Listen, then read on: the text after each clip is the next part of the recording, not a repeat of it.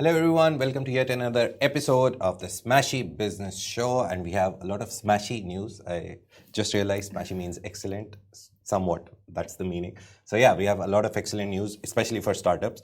But first of all, let's start with the date. Today, it's 18th of October, 2024.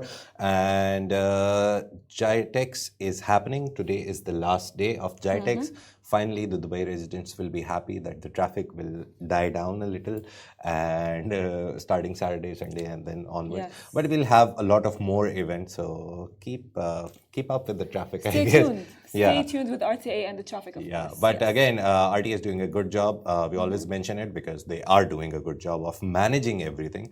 Not even the car traffic, the foot traffic as well, because there's like hundreds and thousands of people going to GITEX. Today is the last day, so everyone will try to get a piece of it if they couldn't go throughout the weekend. Expand North Star ended on Wednesday.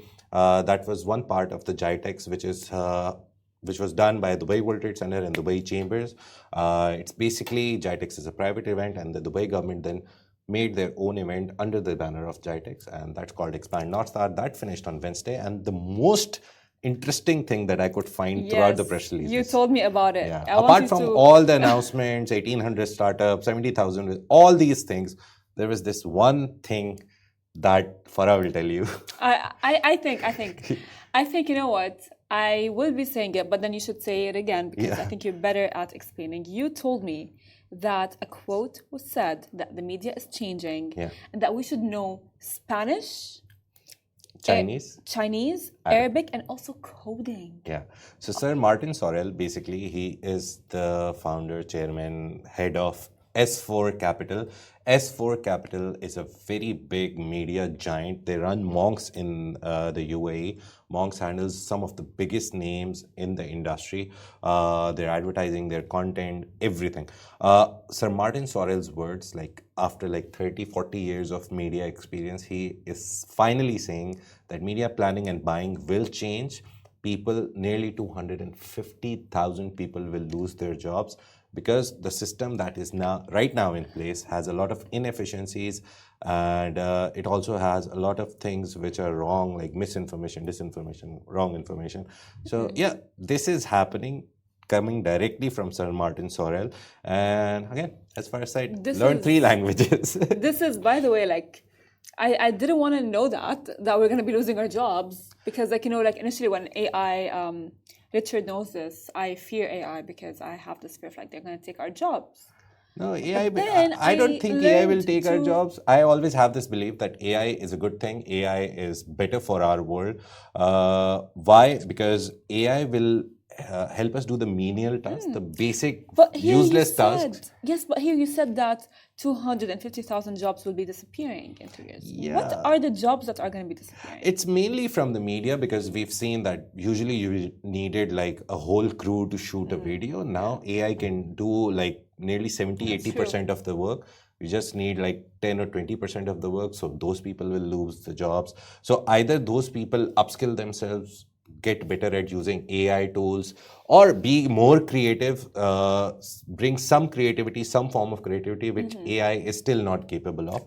So I think it is actually, I always say that I used to do calculations in my mind, but then as I started using calculator on my phone, I lost that ability to do mental calculations. Likewise, with all the things happening, people lost their ability out of, like, if there is a task which has 100%, 90% of the work was useless, like typing and all this stuff.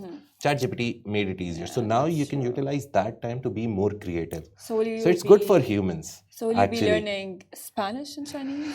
Spanish, to be honest, I know a little bit of. I can have a basic conversation. Arabic, again, Quran helps you. We've read the Quran. And apart from that, now since I've spent 2 years in this region, I've learned basic of it. So,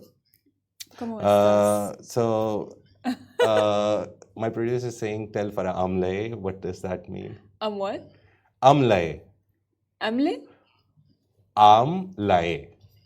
That means, كيف حالك? عاملة no, how are you? Oh, that's, كيف حالك? That's the easier version. I don't know why he wants us to say the Egyptian version. Egyptian dialect. Oh, okay. But in my dialect, we go like كيفك or كيفك. Oh, so you have different dialects that I knew about. Yeah. I just wanted to read something. There is an event happening, Atsar Festival in Saudi Arabia. I just want to tell you, give a shout out to the event. It's happening from 5th to 6th November 2024 in Crown Plaza, RDC, Riyadh, Saudi Arabia. The event is. The festival hosts a number of initiatives beyond the content on stage. There's Young Talent Academies for emerging talents, the Mehira program for female executives, C-suite roundtables. All of these delve into the pressing challenges of the industry and its future growth. You can buy the pass, go to their website. It's ATHAR, Athar. I think it's called Athar. If I was reading it in Urdu, I'll call it Asr. Can I see? Yeah, Atsr. It's Sir, right? Oh, wait. So Wait, it's no. Alif, Athar. Sir, Atsr. Athar. Yeah, she can pronounce it better, Athar. obviously. Yeah, so Athar Festival is happening in Saudi Arabia. A lot of big names are coming there. So Martin Sorrell, especially the guy we just mentioned, he's also coming there to speak. Throughout my involvement in Athar, he's been involved with the event for a long time now. Saudi's own festival of creativity. I look forward to joining all the participants to celebrate the stories and campaigns coming out of a region with diverse cultures and dynamic growth. There's a lot of reasons on the websites why you should attend if you're a media professional, if you're a creative person, if you're just a visitor. All of these, they have reasons. If you're a student, you can go, you can learn about the latest trends and innovations, supplementing your academic knowledge, practical insights you'll get there. Attendees include directors, creatives, media and communications agencies, CMOs, chief marketing officers, head of brand, production, CCOs, tech platform, media, government, startups, universities, advertisers, brand, PR, account managers, CIOs, CTOs, young talent agencies, and publishers. This is the whole list. I just read it in one breath. So yeah, all of this is happening in Saudi Arabia, 5 to 6 November. On 6 November, they also have other awards. So they award a lot of individuals, companies, on the basis of their creative campaigns, creative marketing campaigns, or the content. So that you can check out.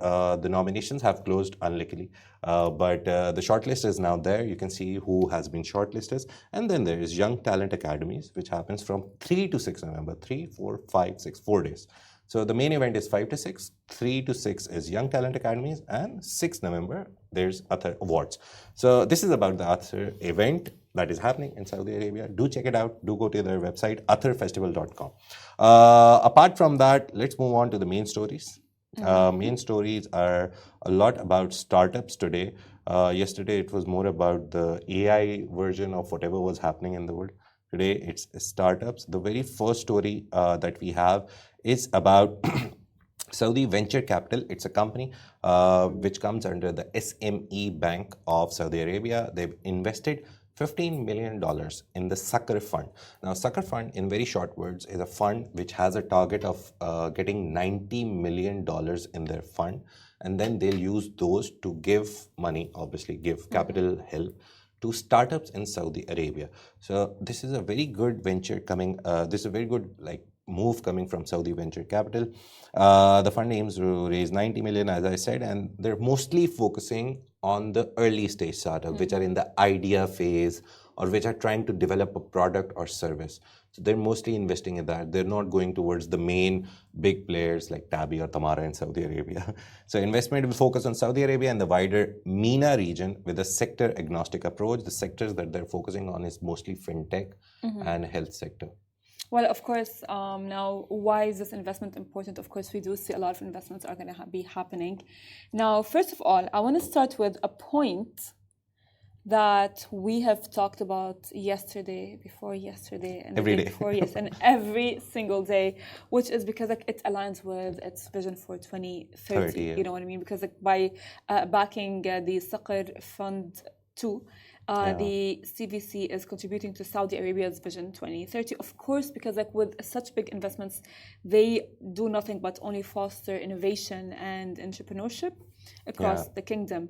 And as well, as we said as I said, is that it supports the startup ecosystem, and in light of that, it will be improving the economy, and all of them. It's like a spider web combined together to for the vision of 2030, and as well because this venture will be tracking records. It will demonstrate success in identifying and nurturing high potential startups, which enhances investor confidence in their ability to, of course, generate returns. We have our newsletter as well. We've talked about it, the whole thing in detail as well. You can subscribe to our newsletter. Go to any socials, you'll find a link there. You can subscribe to it.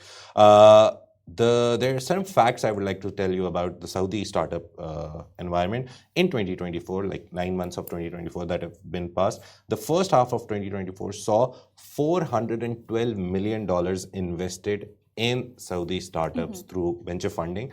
The kingdom is the leader in the MENA region in funding right now as of 2024, 9 months. So nearly 54% of the funding that came into the MENA region came into Saudi startups. Big number. UAE follows it. There's like 38% of the remaining funding came to the UAE and then Egypt and all the other places. So a major contributor to this number, 412 million, was the 130 million mega deal for Salah. That was the only mega round. Mega rounds are usually 100 million plus. So that was the only mega round seen in the major region this year. So that's a good sign for Saudi startups. And Saudi deal flow remained stable, representing 30% of the region's total deal. So in H1 and last year, the H1, they had 25% of the whole share. So this is a growth of 5% for the Saudi startup flow deal. So these are some numbers just to tell you how big the Saudi startup ecosystem is becoming and is still going onwards. It's not like it's stopping. We saw some slow growth in July and August because again, dry season, nothing is happening. But now it's picking up pace, and by the end of the year, I think it will touch nearly the $1 billion mark in venture funding in only Saudi startups. So yeah, UAE, second number, again, healthy competition going on. Yes. Yeah. I think competition is always healthy. You know what I mean? And between them is very healthy. It's very healthy between Saudi Arabia and the UAE because like they both are neighboring countries and they both are in good relations politically and as well economically and strategically. So I think honestly, like I'm just like excited to see like since there's like this competition happening in Saudi Arabia, ventured out of like from like nothing to really having like all of those like bloom of businesses and economy and tourism and the list goes on. And then to have it compete with UAE just makes me really excited to see like what's going to be happening next or how will the UAE respond to that because it's a competition and when there's a competition, it does not end. No, so UAE itself has a lot of big startup funding systems. There's companies here. Again, talking about startups, there's a Pakistani startup, Abhi. Abhi means right now.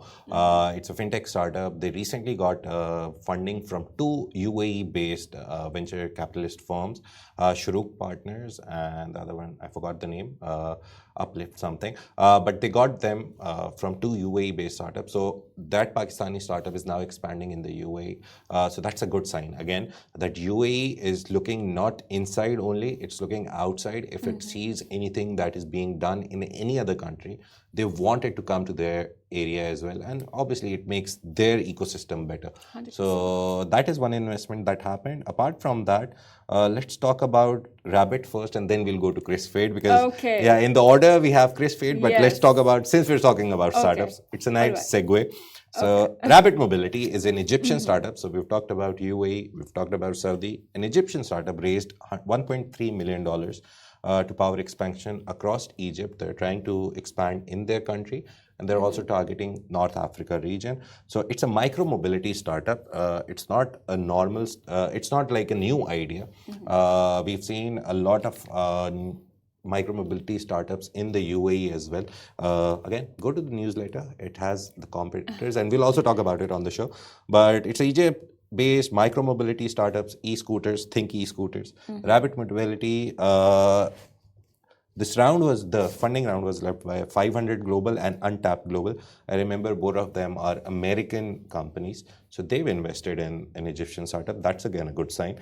So it was founded in 2020, provides electric scooters and bikes for urban transportation. So you can basically rent them, ride them, and just put them in a place and then 100%. pay the money and go away. Yes. Yeah. And I mean, like, as well, the company promotes sustainable transportation, which is very important. Like right now, a lot of countries are focusing on sustainability and the environment, and that's like a very important key factor because they as well they want to aim to reduce the traffic congestion in urban areas. At some point, when there's a lot of traffic, you go like in your head like, oh my god, I wish I had a scooter, or I wish I rode a motorcycle, and just like I just like what like would avoid all of the traffic. And they have as well like witnessed a rapid growth of 450,000 users completing over 1 million rides. That reflects strong demand for green mobility like right now with this generation. And ever since, by the way, COVID, we mentioned this yesterday, the environment has become a very important topic. A very important topic, and not only on like the level of countries, but also individually. Yeah, globally. Yes, it's like if you're like you see like people as an individual, they go like, oh, you know what? Don't use plastic. There you go. This is a bottle. And Dubai in this thing is very proactive. They're setting standards. They banned plastic bags. Yes. So you go to Carrefour, Spinneys, you go to any shopping mall, take your bag with you. Yes. I always have like 4 or 5 bags in my car. So even 100%. If you forget, we buy one.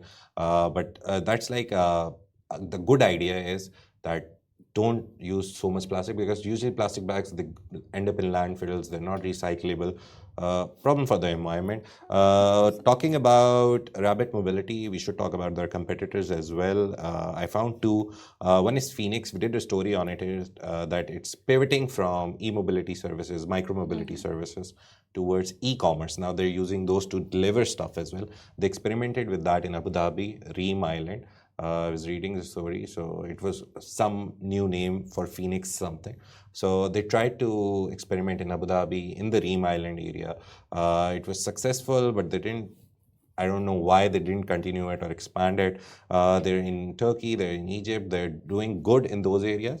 But in UAE, I don't think you've seen a Phoenix scooter, right? So the company is in doldrums, what to do, what not to do. But they were one of the e-mobility or micro-mobility startups that we saw coming out of UAE, specifically Abu Dhabi. And another competitor is a Dubai-based TerraTech. It was founded in 2021, right after COVID nearly slowed down. It didn't die down, it slowed down. So Terra focuses on electric motorbikes and an innovative swap and drive subscription model. So the swap and drive is very simple. You take a bike somewhere and then you swap the bike with someone else who wants to take it somewhere. So it's a new model they're trying, and it's more a B2B approach. It's not a business to consumer. They're not targeting me or anyone who wants to use a scooter. They're targeting businesses which have like 10 people coming to their office. So they can take their motorcycles, rent it out for 1 month, 2 months, yearly subscriptions. They have all of that. So these are the 2 big competitors that Rabbit Mobility will face competition from. It's a good thing that they're trying to do it. I think this e-mobility or micro-mobility market is big. There's you just need someone to crack the code of how it will work. Because recently we saw, talking about e-scooters, that e-scooters were banned from Dubai Metro. So people were parking outside the metro station, and then sometimes when they're reaching some place, they have to walk like 10-15 minutes. But now the Dubai government has, or RTA to be specific, they've allowed e-scooters again. I recently read a Khalij Times report where people were very happy, because like I live near a metro station, so it's very easy for me to go to the metro station. And usually when I was working in Business Bay, the Business Bay office was very near, so it was a 2-minute walk for me. So for me it was easier, but for some people coming out of the Business Bay metro station or any metro station and then walking like 3-4 kilometers in the heat is difficult. 100%. So this being allowed back again, see, RTA takes a decision, they see the feedback and they revert it quickly. It's again very proactive. I mean, RTA is amazing, you know what I mean? But as you said, because it's not convenient for people who are using public transportation to actually, like either take a cab, waste cabs are very expensive, money, and or ride or walk. Yeah. and be like under the heat, you Yeah. know, and be Usually in just summer it goes up to 50 degrees Celsius, so yeah. it's nearly impossible to walk outside. 100%. I agree with you. But still, So people, in the way you always see people walking, there's a very good walk culture. that is true. They'll have No. their fans, umbrellas. Yes. They'll have all the fancy things on their head and Everything, everywhere. just to avoid the Yeah. sunlight. But I think honestly, like the e-scooters market as a whole, and using that as a transportation method is a very convenient method that has been that you see people, you know, like if you live very close to the office, it's cheaper to come via a scooter than actually, you know, like, and it's basic charging. You just charge yeah. it overnight, and then you can ride like 100 to 120 depending on the model that you buy. Yes. So it gives you a lot of mileage.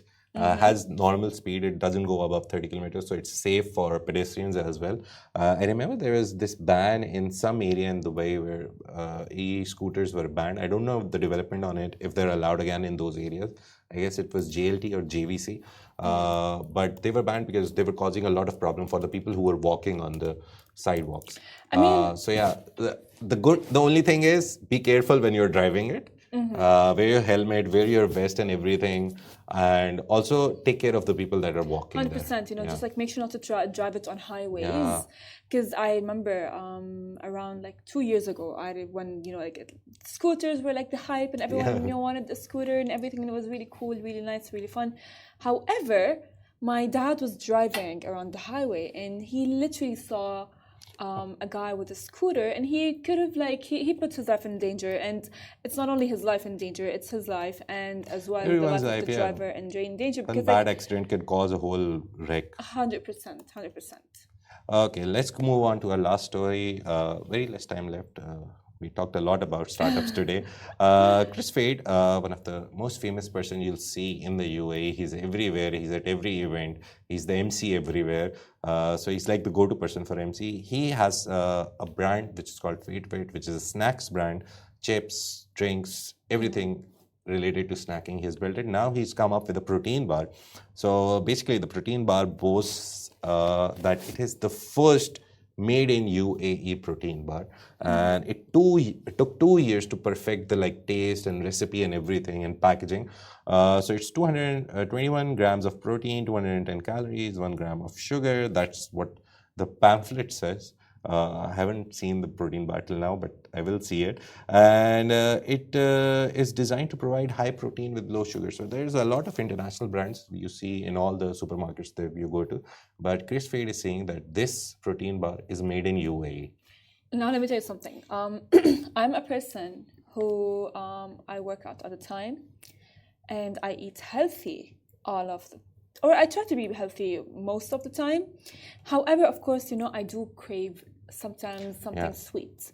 And I kid you not, Fade Fit is my go-to snack. Oh, nice. So it's true that it is one of the fastest growing snacking brand in the MENA region and in the UAE especially. It really is. It really is, because like, you know, like when a healthy person or someone who's like on their health journey, you know, they're human, of course, you sometimes crave sugar, you crave something sweet, you crave all of these things, and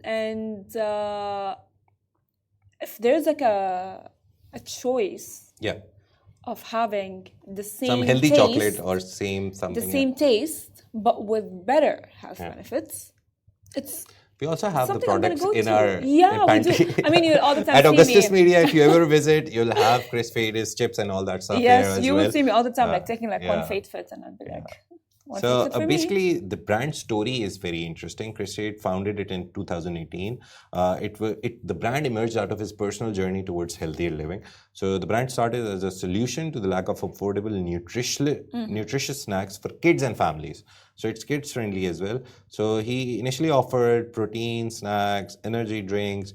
He's expanded into different kids, the multivitamins, smoothies, dairy products, yogurt tubes, organic milk. The funny and the interesting thing is Chris Fade launched the brand alongside his daughters, so who hold even creative roles within the business. So that's interesting. The family-oriented approach reflects the brand's mission that if he's making stuff and he's giving it to his kids, it'll obviously be something good. And he launched it at a challenging time during the pandemic, 2018, as soon as he launched after like 1.5-2 years. pandemic came. But the brand is everywhere in the UAE. You go to any big store, Carrefour, Lulu, Starbucks even keeps Fate Fit products and on their store. So it's Spinneys as well. So it's growing. It's in Saudi. It's trying to go to Kuwait and beyond the whole MENA region. So it's a good momentum for his brand, and it's a good story coming out of the UAE. It really is. And you know what? He is a very smart man because like he recognized what the market is lacking, which is healthy snacks that taste really good. Because like mind you, I have tried a lot of protein bars. A lot. I don't eat them. I don't like the taste. Exactly. That is the point. You just said it. You know, it's like I get a protein bar. And I'm like, that looks like yummy. And then you try it and it tastes horrible. Oh. And then I so go we'll like, try this also. Oh We'll try. So maybe Chris Wade, if he liked the post, he shared our post. Look. So maybe he can send us some samples. So look, we'll test it on our show. I don't know, but I have tried the Fate Fit snacks, and I'm all the time like, you know, on the go. If I have like work or if I have something to do after work, I will immediately like have a Fate Fit snack, just like to like maybe revive me up in a way, and it never fails. So yeah, one of the biggest, fastest growing snack brand in the UAE. Good story coming out of the UAE. First protein bars made in the UAE. So that's all from the show today. We discussed a lot of stuff, mainly about startups. Saudi Venture Capital have invested 15 million in the Saqr fund. Saqr fund as a whole is a 90 million fund. This is the second Saqr fund. There was an initial Saqr fund, one which already has been distributed to startups. So this is the second one. They've contributed 15 million. Saudi startups should be happy. Go present your ideas to Saqr fund and get the funding and grow your startups. Apart from that, we talked about Rabbit Mobility, Egypt's startup for micromobility. They have competitors in the region. There's Phoenix, there's TerraTech. But let's see what new thing they're bringing to the market. And they obviously will expand out of Egypt into the MENA region. So soon, maybe you'll see them in the UAE or Saudi as well. That's it from us today. If you missed any part of the show, just go to all our socials, Instagram, Facebook, TikTok, YouTube. You can re-watch the show. If you're into audio, don't have the time to look at video, you can always stream our show, listen to us on Apple Podcast, Angami, Podio distribution platform puts our audio a lot of places. So you can listen to us. At taxis also. Thanks to Podio, our show is also available in taxis. So if you're traveling like for 20-30 minutes and you don't have anything interesting, just look at the TV, find media, and then you can find the Smashy Business Show there. So that's it. Thank you very much for joining us today. We'll see you on Monday. Have a great weekend. This is the Smashy Business Show, part of the Smashy production, and it's part of the larger Augustus Media podcast network. Thank you very much. Take care. Goodbye.